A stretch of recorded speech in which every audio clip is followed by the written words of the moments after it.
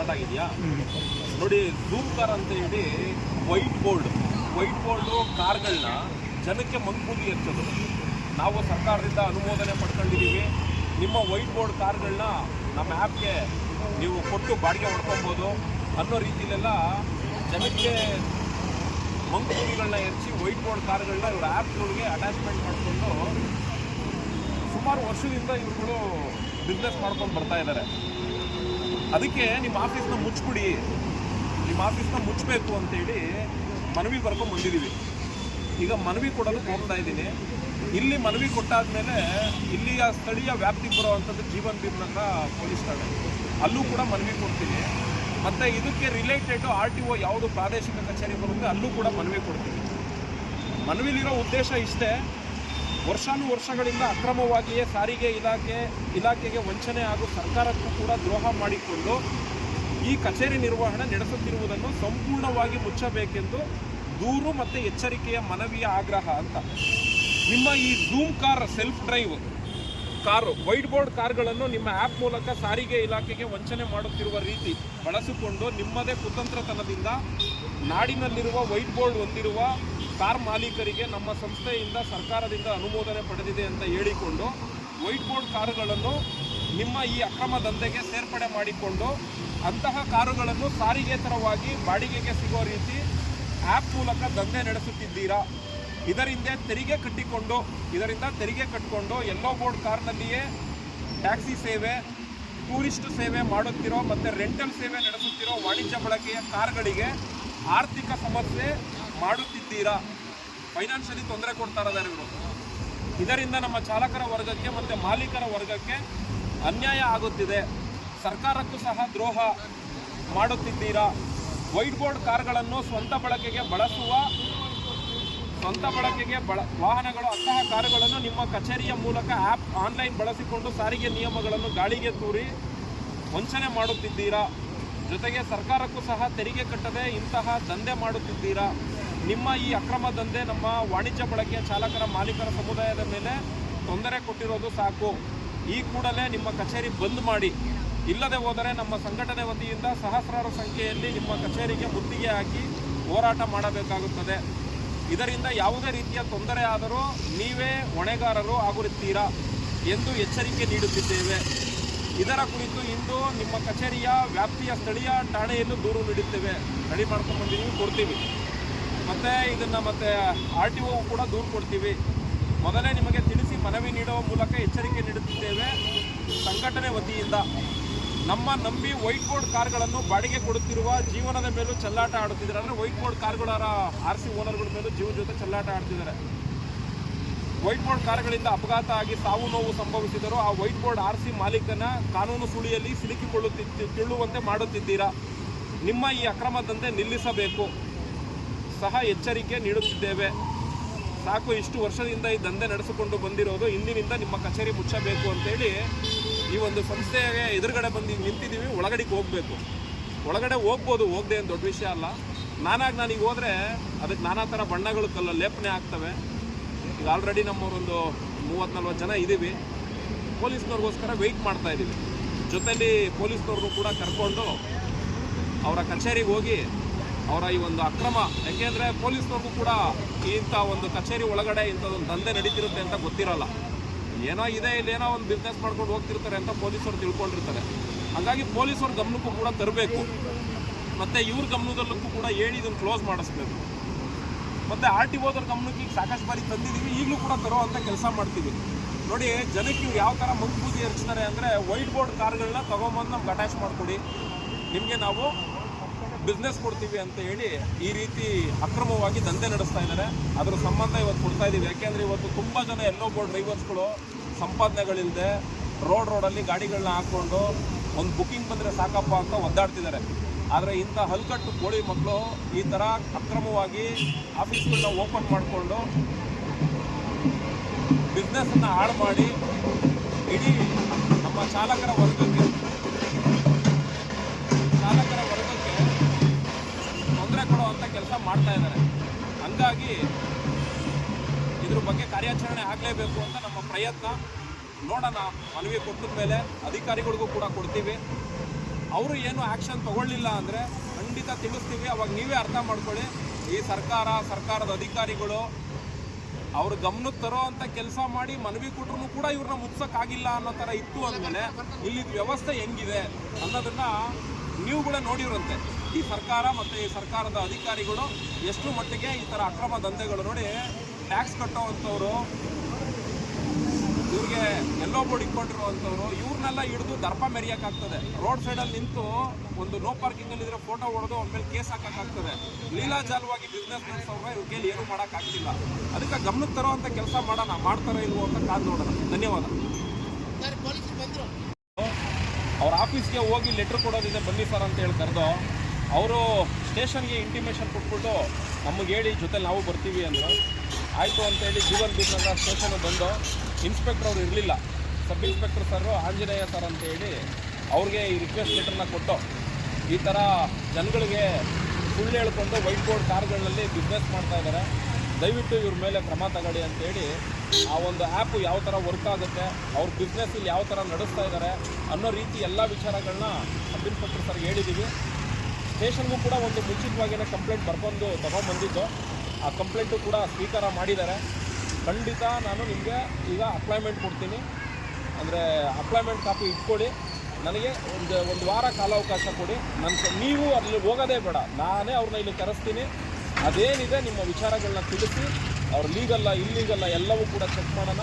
ಖಂಡಿತ ನಾವು ನ್ಯಾಯ ಕೊಡಿಸ್ತೀವಿ. ಯಾಕೆ ಅಂದರೆ ದುಡಿಮೆ ಮಾಡಿಕೊಂಡು ಬದುಕುವಂಥ ವರ್ಗಕ್ಕೆ ಒಳ್ಳೆಯದಾಗಬೇಕು, ನಮ್ಮ ಉದ್ದೇಶನೂ ಕೂಡ ಅಷ್ಟೇ. ಯಾಕೆಂದರೆ ಇಂಥ ಅಕ್ರಮ ಬಿಸ್ನೆಸ್ಗಳು ನಡೀತಿರೋದು ನಮ್ಮ ಗಮನಕ್ಕೆ ಬಂದಾಗ ನಾವು ಕೂಡ ನೋಡ್ಬೋದು. ನಮ್ಮ ಗಮನಕ್ಕೆ ನೀವು ತರೋವಂಥ ಕೆಲಸ ಇವತ್ತು ಮಾಡಿದ್ದೀರಾ, ನಾನು ಕರೆಸ್ತೀನಿ ಅಂತ ಹೇಳಿದ್ದಾರೆ. ಹಾಗಾಗಿ ಇವತ್ತು ಅಲ್ಲಿ ಮನವಿ ಕೊಡೋಕ್ಕೆ ಏನು ಹೋಗಿದ್ದೋ ಅಲ್ಲಿ ಒಳಗಡೆ ಮನವಿ ಕೊಡುವಂಥ ಕೆಲಸ ಆಗಲಿಲ್ಲ. ಯಾಕಾಗಿಲ್ಲ ಅಂತೇಳಿ ಇದೇ ರೀಸನ್. ಈ ರೀಸನ್ಗೋಸ್ಕರ ಇವತ್ತು ಸ್ಟೇಷನ್ ಬಂದಿದ್ದೀವಿ. ಅಪ್ಲಾಯ್ಮೆಂಟ್ ಕಾಪಿ ತೊಗೊಳ್ತೀನಿ, ಅಪ್ಲಾಯ್ಮೆಂಟ್ ಕಾಪಿ ಕಾಮೆಂಟ್ ಬಾಕ್ಸಲ್ಲಿ ಹಾಕ್ತೀನಿ. ನೆಕ್ಸ್ಟು ಈಗ RTOಗೆ ಹೋಗ್ತೀವಿ. RTOದಲ್ಲೂ ಕೂಡ ತಿಳಿಸಿ ಅಲ್ಲಿ ಒಂದು ಕಚೇರಿನ ಬಂದ್ ಮಾಡಿ ಮತ್ತು ಈ ಅಕ್ರಮ ದಂಧೆ ನಡೆಸ್ತಿರೋರ ಮೇಲೆ ಕ್ರಮ ತಗೊಳ್ಳಿ ಅಂತೇಳಿ ಅಲ್ಲೂ ಕೊಡ್ತೀನಿ. ಮತ್ತು ಟ್ರಾಫಿಕ್ ಕಮಿಷನರ್ಗೂ ಕೊಡಲೇಬೇಕು. ಯಾಕೆಂದರೆ ರೋಡಲ್ಲಿ ಗಾಡಿಗಳು ನಿಂತಿದ್ರೆ ನೋ ಪಾರ್ಕಿಂಗು ಅಂತೇಳಿ ಎಲ್ಲೋ ಬೋರ್ಡ್ ಗಾಡಿಗಳು ಫೋಟೋ ತೆಗೆದಾಕೋದು, ಜೀಬ್ರಾ ಕ್ರಾಸ್ ಮೇಲೆ ಇದ್ದರೆ ಫೋಟೋ ತೆಗೆದಾಕೋದು, ಈ ಥರ ದುಡ್ಕೊಂಡು ತಿನ್ನೋರನ್ನ ಬಡುಕು ತಿನ್ನೋವಂಥ ಕೆಲಸ ಏನು ನಡೀತಾ ಇದೆ, ಅವ್ರನ್ನೆಲ್ಲ ಬಡುಕು ತಿನ್ನಬೇಕಾಗಿರೋರು ಈ ಥರ ಅಕ್ರಮ ಬಿಸ್ನೆಸ್ ನಡೆಸ್ಕೊಂಡು ಈ ಥರ ಸರ್ಕಾರಕ್ಕೆ ವಂಚನೆ ಮಾಡಿಕೊಂಡು ಬದುಕ್ತಿರೋರಿಗೆ ಮಾಡಬೇಕಾಗ್ತದೆ. ಅದನ್ನು ಸಾಹೇಬರು ಗಮನಕ್ಕೆ ತಂದಿದ್ದೀವಿ. ನೋಡೋಣ, ಸಾಹೇಬರು ಮುಂದಿನ ವಾರ ಕಳಿಸ್ತೀವಿ ಅಂತ ಹೇಳಿದ್ದಾರೆ. ಧನ್ಯವಾದ.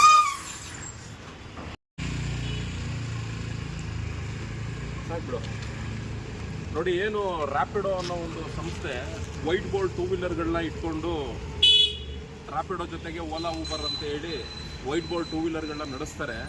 ಅದೇ ರೀತಿ ಕಾರ್ಗಳಲ್ಲೂ ಕೂಡ ಅಷ್ಟೇ. ರ್ಯಾಪಿಡೋ ಓಲಾ ಊಬರ್ ಒಂದಾದರೆ ಕಾರಲ್ಲೂ ಕೂಡ ಇದ್ದಾವೆ. ಝೂಮು, ಬ್ಲಾ, ಕ್ವಿಕ್ ರೈಡು, ಈ ಥರ ಎಕ್ಸೆಟ್ರಾ ಕಂಪ್ನಿಗಳು ಕೂಡ ವೈಟ್ ಬೋರ್ಡ್ ಕಾರ್ಗಳನ್ನ ಬಳಸ್ಕೊಂಡು ದಂಧೆ ನಡೆಸ್ತವ್ರೆ. ಆದರೆ ನಾವು ಮಾತಾಡ್ತಿದ್ರೆ 2 ವೀಲರ್ ಅಂತ ಹೇಳ್ತೀವಿ. ಅದ್ರ ಜೊತೆ ಕಾರು ಕೂಡ ಇದೆ. ಹಿಂದೆ ಸಾಕಷ್ಟು ಕಾರ್ಯಾಚರಣೆಗಳು ಕೂಡ ಆಗಿದ್ದಾವೆ. ಹಂಗಾಗಿ ಏನಾದ್ರೂ ಕೂಡ ಪ್ರಯೋಜನಕ್ಕಿಲ್ಲ. ಒಂದು ಕ್ಯಾಬ್ ಡ್ರೈವರ್ಸ್ಗಳು ಎಲ್ಲ ಒಗ್ಗಟ್ಟಾಗಲೇಬೇಕು. ಯಾಕೆ ಅಂದರೆ ನೋಡಿ, ಇವತ್ತು 2 ಅಪ್ಲಾಯ್ಮೆಂಟ್ ಕಾಪಿ ಇದೆ, ಅದ್ರ ಬಗ್ಗೆನೂ ಮಾತಾಡ್ತೀನಿ.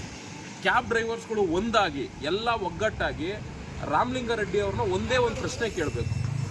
ಒಂದು, ನಿನ್ನ ಸಚಿವ ಸ್ಥಾನಕ್ಕೆ ರಾಜೀನಾಮೆ ಕೊಡಪ್ಪ, ಇಲ್ಲ ಈ ಆ್ಯಪ್ ಸಂಸ್ಥೆಗಳು ಏನು ಅಕ್ರಮವಾಗಿ ಬಿಸ್ನೆಸ್ ನಡೆಸ್ತಿದ್ದಾರೆ ನಿಮಗೆಲ್ಲ ಚೆನ್ನಾಗಿ ಗೊತ್ತು, ಈ ಆಫೀಸ್ಗಳನ್ನ ಕ್ಲೋಸ್ ಮಾಡಿಸೋ ತಾಕತ್ತಿಲ್ಲ ಅಂದರೆ ನಿನ್ನ ಸ್ಥಾನಕ್ಕೆ ರಾಜೀನಾಮೆ ಕೊಟ್ಟೋಗಪ್ಪ ಅಂತೇಳಿ ಸಚಿವ ರಾಮಲಿಂಗಾರೆಡ್ಡಿ ಅವ್ರನ್ನೇ ಪ್ರಶ್ನೆ ಮಾಡಿ ಕೇಳಬೇಕು.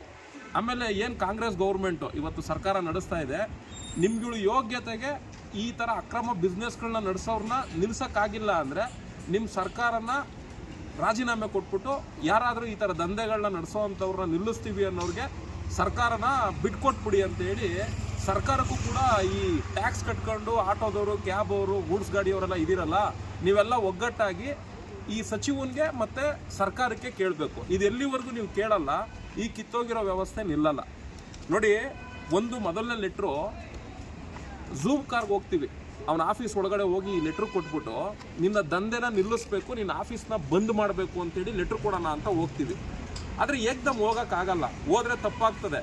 ರೌಡಿಸಮ್ ಮಾಡೋಕ್ಕೆ ಬಂದಿದ್ರು, ದಾಂಧಲೆ ನಡ್ಸೋಕ್ಕೆ ಬಂದಿದ್ರು, ಇಲ್ಲೇನೋ ಹಫ್ತಾ ವಸೂಲಿಗೆ ಬಂದಿದ್ರು, ಈ ಥರ ಬಣ್ಣಗಳು ಕಟ್ತಾರೆ. ಇಷ್ಟು ಜನ ನಾವು ಹೋದರೆ ಅದೇ ಥರನೇ ಬಣ್ಣ ಕಟ್ಟೋದು. ಅದಕ್ಕೆ ಆ ಥರ ಬಣ್ಣ ಕಟ್ಟೋದನ್ನೆಲ್ಲ ಹಿಂದೆ ನೋಡ್ಕೊಂಡು ಬಂದ್ಬಿಟ್ಟಿದ್ದೀವಿ. ಇದೆಲ್ಲ ಅನುಭವ ಆಗೋಗ್ಬಿಟ್ಟೈತೆ.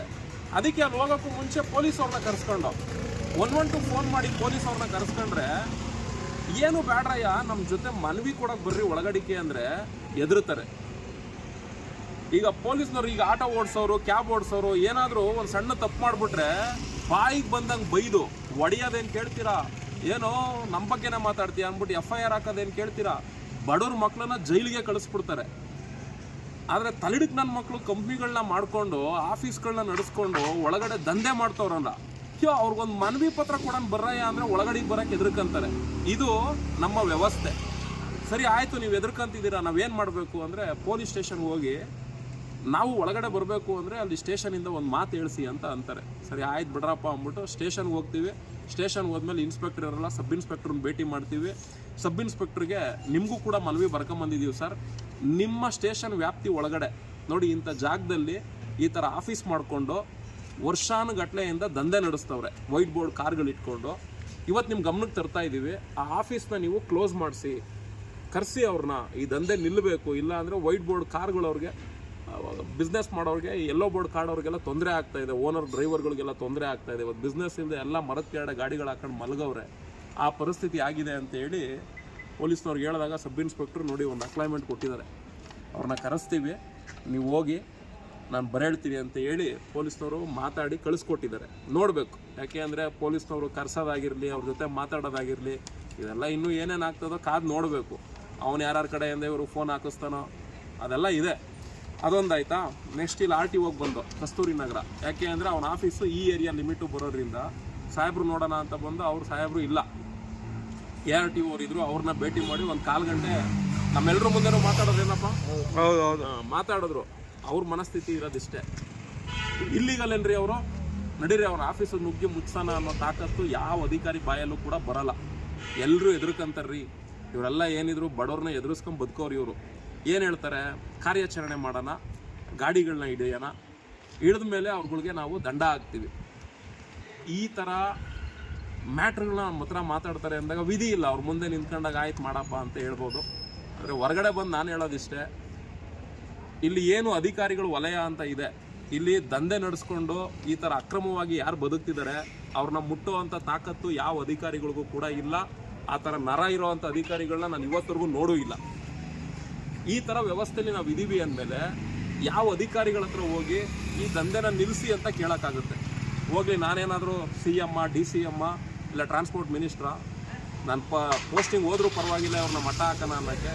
ಹೋಗಲಿ, ನನಗೇನಾದರೂ ಸರ್ಕಾರದಿಂದ ಪೊಲೀಸ್ ಇಲಾಖೆಯಿಂದ ಯಾರು ಕೆಲಸ ಕೊಟ್ಟವ್ರೆ ಅಂದರೆ ಆಗಿದ್ದಾಗಿ ನೋಡೋಣ ಅಂತ ಹೇಳಿ ಕೆಲಸ ಮಾಡೋಕ್ಕೆ ಇಲ್ಲ. ನಾವು ಸಾಮಾನ್ಯವಾಗಿ ಒಂದು ಸಂಘಟನೆ ಕಟ್ಕೊಂಡಿದ್ದೀವಿ. ನಾವೇನೇ ಸಂಘಟನೆ ಕಟ್ಕೊಂಡಿದ್ರು ಒಂದು ಮನವಿ ಕೊಡಬೇಕು ಅಂದ್ರೆ ಕಾನೂನು ಪ್ರೊಸೀಜರ್ನ ಫಾಲೋ ಮಾಡಬೇಕು. ಕಾನೂನು ಪ್ರೊಸೀಜರ್ ಫಾಲೋ ಮಾಡಿಲ್ಲ ಅಂದರೆ ನಾವು ರೌಡಿಗಳಾಗ್ತೀವಿ. ಅವಾಗ ಇಲ್ದಿರೋ ನೀತಿ ಬೋಧನೆಗಳು ಮಾಡ್ತಾರೆ. ನೀನು ಯಾರೋ ಹೋಗೋಕೆ ಹೇಳಿದ್ದು, ನಾವು ಇರಲಿಲ್ವೇನೋ ಸ್ಟೇಷನಲ್ಲಿ, ಬರಬೇಕಾಗಿತ್ತು, ನಮ್ಮ ಹತ್ರಕ್ಕೆ ಹೇಳ್ಬೇಕಾಗಿತ್ತು, ಏನು ನೀನು ಸಂಘಟನೆ ಕಟ್ಕೊಂಡ್ಬಿಟ್ಟಿದ್ದೀವಿ ಅಂದ್ಬಿಟ್ಟು ಹೆಂಗೆ ಬೇಕಾಗಿ ನುಗ್ಬಿಡೋದಾ, ಏನು ರೌಡಿಗಳ ನೀವು, ಈ ಥರ ಎಲ್ಲ ಮಾತಾಡ್ತಾರೆ. ಹೋಗ್ಲಿ, ನಿಮ್ಮ ಹತ್ರಕ್ಕೆ ಬಂದು ಏನೋ ಸರಿ ಮಾಡಿಸ್ಕೊಡ್ರಯ್ಯ ಅಂದರೂ ಕೂಡ ಅವ್ರ ಕೈಲಿ ಮಾಡಿಸ್ಕೊಡೋ ಅಂತ ಇಲ್ಲ. ಇದು ನಮ್ಮ ನಾಡಿನ ವ್ಯವಸ್ಥೆ. ಹಂಗಾಗಿ ಡ್ರೈವರ್ಸ್ಗಳು ಒಗ್ಗಟ್ಟಾಗಬೇಕು, ಈ ದಂಧೆಗಳು ನಿಲ್ಲಬೇಕು. ನೀವು ಎಲ್ಲಿವರೆಗೂ ಇದನ್ನೆಲ್ಲ ನಿಲ್ಲಿಸ್ದೆ ಬರೀ ನೀವು ಡ್ಯೂಟಿ ಅಂದ್ಕೊಂಡು ದುಡ್ದಿದ್ದು ದುಡ್ಡೆಲ್ಲ ಇವರು ಟ್ಯಾಕ್ಸ್ ಕಟ್ಕೊಂಡು, ಇನ್ಶೂರೆನ್ಸ್ ಕಟ್ಕೊಂಡು, FC ಮಾಡಿಸ್ಕೊಂಡು, ಬ್ಯಾಂಕ್ ಅವರು ಸಾಲ ಕಟ್ಕೊಂಡು ದುಡ್ದಿದ್ದು ದುಡ್ಡು ಇವ್ರುಗಳಿಗೆ ನೀವು ಪೋಣಿಸ್ಕೊಂಡು ಇದ್ಬಿಟ್ರೆ ನೀವು ಜೀವನದಲ್ಲಿ ನೀವು ಯಾರು ಉದ್ಧಾರನೂ ಆಗಲ್ಲ, ಈ ವ್ಯವಸ್ಥೆನೂ ಕೂಡ ಬದಲು ಆಗಲ್ಲ. ಇಲ್ಲಿ ದಂಧೆ ಮಾಡೋರು ರಾಜಾರೋಷವಾಗಿ ದಂಧೆ ಮಾಡ್ತವ್ರೆ, ದಂಧೆ ಮಾಡೋರು ಒಳ್ಳೆ ದುಡ್ಡು ಮಾಡ್ತವ್ರೆ. ಆದರೆ ಇಂಥ ದಂಧೆ ನಡೆಸೋದಕ್ಕಾಗದೆ ಬಡವರು ಕಾನೂನು ಗೌರವ ಕೊಟ್ಕೊಂಡು ಕಾನೂನು ನಿಯಮಗಳನ್ನ ಪಾಲನೆ ಮಾಡ್ಕೊಂಡಿರೋರು ಇವರು ಬಿಕಾರಿಗಳಾಗವ್ರೆ. ಇದಿಷ್ಟೇ ವ್ಯತ್ಯಾಸ. ಇಲ್ಲಿ ಒಟ್ಟಿನಲ್ಲಿ ಏನು ಅಂದರೆ, ಈ ಕಲಿಯುಗದಲ್ಲಿ ಯಾವನ್ ದಂಧೆ ಮಾಡ್ತಾನೆ ಅವನು ಆರಾಮಾಗಿ ಬದುಕ್ತಾನೆ, ಯಾವನ್ ಕಷ್ಟಪಟ್ಟು ದುಡಿತಾನೆ ಅವನ ಜೀವನದಲ್ಲಿ ಉದ್ಧಾರ ಆಗಲ್ಲ. ಇದು ಇವತ್ತಿನ ವ್ಯವಸ್ಥೆ ಇರೋ ಅಂಥದ್ದು.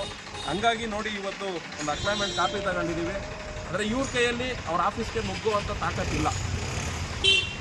ಟೋಟಲಿ ತಾಕತ್ತಿಲ್ಲದೆ ಇರುವಂಥ ಇಲಾಖೆ ಅಂದರೆ ಸಾರಿಗೆ ಇಲಾಖೆ. ಇನ್ನು ಪೊಲೀಸ್ ಇಲಾಖೆದು ನೋಡಬೇಕು, ಇವರು ಏನಾದರೂ ತಿಪ್ಪೆ ಸಾರಿಸ್ತಾರೋ ಅಥವಾ ಏನು ಮಾಡೋಕ್ಕಾಗದೇ ಇರೋವಂಥ ರೀತಿಯಲ್ಲಿ ನಡ್ಕೊಂತಾರೋ ಅದನ್ನು ಕೂಡ ಕಾದು ನೋಡಬೇಕು. ಇದೆಲ್ಲದಕ್ಕಿಂತ ಬೆಸ್ಟ್ ಏನು ಅಂದರೆ ರಾಮಲಿಂಗಾರೆಡ್ಡಿ ಅವ್ರನ್ನ ರಾಜೀನಾಮೆ ಕೊಡಪ್ಪ ಅಂತ ಕೇಳಬೇಕು. ರಾಜೀನಾಮೆ ಕೊಡು. ಆಮೇಲೆ ಇಲ್ಲ, ನಿಮ್ಮ ಸರ್ಕಾರದವ್ರು ಇದನ್ನು ನಿಲ್ಲಿಸೋಕ್ಕಾಗಿಲ್ಲ ಅಂದರೆ ನಿಮ್ಮ ಸರ್ಕಾರನ ಮುಚ್ಚಿಬಿಟ್ಟು ಬೇರೆ ಯಾರಾದರೂ ಆ ಥರ ಗೌನ್ಸ್ಗಳು ಲೂಟಿಕೋರರುಗಳಿಗೆ ಸಪೋರ್ಟ್ ಮಾಡದೇ ಇರೋವಂಥ ರಾಜಕಾರಣಿಗಳಿಗೆ ಪಕ್ಷ ಹಿಡಿತನ ಕೊಟ್ಬಿಟ್ಟು ನೀವುಗಳು ರಾಜೀನಾಮೆ ಕೊಟ್ಟೋಗ್ರಯ್ಯ ಅಂತ ಕೇಳ್ಬೋದು. ಯಾಕೆ ಅಂದರೆ ಒಂದು ಬಜೆಟ್ ಮಾಡಿದ್ರು ಬಜೆಟ್ ಯೋಗ್ಯತೆಗೆ ಚಾಲಕರ ವರ್ಗಕ್ಕೆ ಬಿಡುಗಾಸು ಕೂಡ ಕೊಡೋಕ್ಕಾಗದೇ ಇರುವಂಥ ಸರ್ಕಾರ. ಕೇಳಿದ್ರೆ ಡ್ರೈವರ್ಗಳಿಂದ ಲೈಫ್ ಟೈಮ್ ಟ್ಯಾಕ್ಸೇ ಬೇಕು, GPS ಪ್ಯಾನಿಕ್ ಬಟನ್ನೇ ಬೇಕು, HSRP ನಂಬರ್ ಪ್ಲೇಟೇ ಬೇಕು, ಡ್ರೈವರ್ಗಳು ದುಡಿಯೋ ದುಡ್ಡೆಲ್ಲ ಸರ್ಕಾರದ ಖಜಾನೆಗೆ ಬೇಕು. ಸರ್ಕಾರದ ಖಜಾನೆಯಿಂದ ಡ್ರೈವರ್ಗಳ ಸಂಕುಲಕ್ಕೆ ಒಂದು ನಿಗಮ ಮಂಡಳಿಗೆ ಒಂದು ದುಡ್ಡು ಕೊಡೋಕ್ಕೆ ಯೋಗ್ಯತೆ ಇಲ್ದಿರುವಂಥ ಸರ್ಕಾರಗಳು. ನೋಡಿ, ಇದನ್ನು ನಾವು ನೋಡ್ಕೊಂಡು ಬದುಕ್ತಾ ಇದ್ದೀವಿ. ಎಲ್ಲಿವರೆಗೂ ನೀವು ಡ್ರೈವರ್ಗಳು ಒಗ್ಗಟ್ಟಾಗದೆ ಯಾವನೋ ಸಂಘಗಳು ಕಟ್ಕೊಂಡು ಡೀಲರು ಬ್ರೋಕರ್ಗಳಾಗೋರಲ್ಲ, ಅವ್ರ ಅಂಡರಲ್ಲಿ ನೀವು ಎಲ್ಲಿವರೆಗೂ ಬಿದ್ದಿರ್ತೀರಾ ಅಲ್ಲಿವರೆಗೂ ನಿಮ್ಮ ಸಮಸ್ಯೆ ಸಾಲ್ವ್ ಆಗಲ್ಲ. ಇದಂತೂ ಪಕ್ಕ. ನೋಡ್ರಪ್ಪ, ಇರೋ ವ್ಯವಸ್ಥೆ ಹಿಂಗಿದೆ, ಇದನ್ನೆಲ್ಲ ತಿಳಿಸ್ಕೊಡ್ಬೇಕಾಗಿತ್ತು, ತಿಳಿಸ್ಕೊಟ್ಟಿದ್ದೀವಿ. ಝೂಮ್ ಸಂಸ್ಥೆಗೆ ನುಗ್ಗುವಂಥ ತಾಕತ್ತಿರುವಂಥ ಅಧಿಕಾರಿ ಯಾರಾದರೂ ಮುಂದೆ ಬಂದರೆ ಅವ್ರಿಗೆಲ್ಲ ನಾವು ಸಪೋರ್ಟ್ ಕೊಡ್ಬೋದು. ಅವ್ರ ಆಫೀಸ್ನ ಮುಚ್ಚಕ್ಕಾಗದೆ ಯಾವನೋ ಇಲ್ಲಿ ಅಟ್ಯಾಚ್ಮೆಂಟ್ ಮಾಡ್ಕೊಂಡಿರೋವಂಥ ರೆಸಿಡೆನ್ಷಿಯಲ್ ಏರಿಯಾಗಳಲ್ಲಿ ಗಾಡಿ ಅವ್ರನ್ನ ಕರೆದು ಫೈನ್ ಹಾಕ್ತೀವಿ ಅಂದರೆ ಏನೂ ಉಪಯೋಗ ಇಲ್ಲ. ನಮ್ಮ ಕೆಲಸಗಳನ್ನ ಹಾಳು ಮಾಡಿಕೊಂಡು ಇವತ್ತೆಲ್ಲ ಎಷ್ಟೆಷ್ಟು ದುಡಿಮೆ ಬಿಟ್ಟು ಬಂದವ್ರೆ ಆ ಥರ ಅವತ್ತೆಲ್ಲ ದುಡಿಮೆ ಬಿಟ್ಟು ನಿಂತ್ಕೊಂಡು ಯಾರು ಖಜಾನೆ ತುಂಬಬೇಕೋ ಅವ್ರ ಖಜಾನೆ ತುಂಬುವಂಥ ಕೆಲಸಕ್ಕೆ ನಾವು ಇಲ್ಲಿ ಒದ್ದಾಡಬೇಕಾಗ್ತದೆ. ಈ ಥರ ವ್ಯವಸ್ಥೆ ಇದೆ. ನೋಡ್ರಪ್ಪ, ಈ ಲೈವ್ ಮುಖಾಂತರ ಯಾರಾದರೂ ಅಂಥ ಖಡಕ್ ಅಧಿಕಾರಿ, ಝೂಮ್ ಆಫೀಸ್ನ ಮುಚ್ಚಿಸೋವಂಥ ಖಡಕ್ ಅಧಿಕಾರಿ ಇದ್ದರೆ ಬೇಕಾದ್ರೆ ಎಲ್ಲ ಸಪೋರ್ಟ್ ಮಾಡೋಣ. ಅಂಥ ಖಡಕ್ ಅಧಿಕಾರಿ ಯಾರಾದರೂ ಇದ್ದೀರೇನ್ರಯ್ಯ ಕರ್ನಾಟಕದಲ್ಲಿ? ಯಾರೂ ಇಲ್ಲ ಅಂದರೆ ನಿಮ್ಗಳು ಸಂಬಳ ಕೊಡ್ತಿರೋದೇ ನಮ್ಮ ದುರ್ದೈವ. ಇದು ಒಂದು. ಇನ್ನು ಸಾರಿಗೆ ಸಚಿವ ಒಂದು ರಾಜೀನಾಮೆ ಕೊಡಬೇಕು, ಇಲ್ಲ ಈ ಥರ ದಂಧೆ ನಡೀತಿರೋವಂಥ ಆ್ಯಪ್ ಸಂಸ್ಥೆಗಳು ಯಾವಿದ್ದಾವೆ ಇದನ್ನು ಮುಚ್ಚಿಸ್ಬೇಕು. ಇದೆರಡೂ ಮಾಡಿಲ್ಲ ಅಂದರೆ ಅವಯ್ಯ ಸಾರಿಗೆ ಸಚಿವನಾಗಿರೋದಕ್ಕೆ ಅನ್ಫಿಟ್ಟು. Okay, close ಮಾಡಿಬಿಡಮ್ಮ.